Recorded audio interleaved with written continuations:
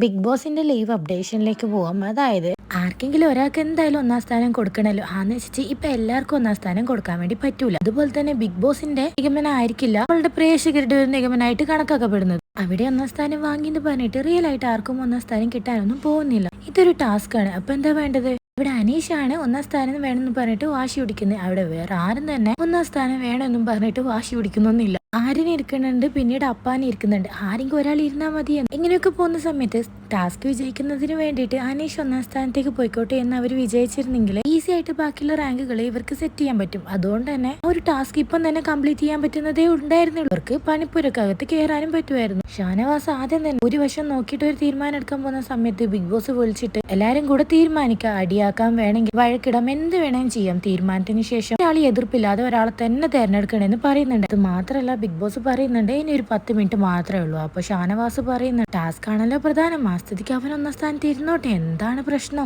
അവൻ 20 സെക്കൻഡ്, രണ്ടാമത് വരുന്നാക്ക് 15 സെക്കൻഡ്, മൂന്നാമത് വരുന്നാക്ക് 10 സെക്കൻഡ്, അങ്ങനെ വെച്ചിട്ട് ടാസ്ക് ഇവർക്ക് കംപ്ലീറ്റ് ചെയ്യാൻ പറ്റുമല്ലോ. അതുകൊണ്ട് തന്നെ ഒരുപാട് സാധനങ്ങൾ കളക്ട് ചെയ്യാൻ പറ്റും എന്ന് ആദ്യമേ ഷാനവാസ് പറയുന്നുണ്ട്. പരിധിവരെ ആദ്യം എല്ലാവരും അംഗീകരിക്കുന്നുണ്ട്, പിന്നീട് വീണ്ടും അടിപൊളി ബഹളമൊക്കെ ആവുകയാണ്. ഇതിനെക്കുറിച്ച് നിങ്ങളുടെ അഭിപ്രായങ്ങൾ കമന്റ് ചെയ്യുക. കൂടുതൽ ലൈവ് അപ്ഡേഷന് വേണ്ടി ഈ ചാനലിന് സബ്സ്ക്രൈബും കൂടി ചെയ്തേക്കണം.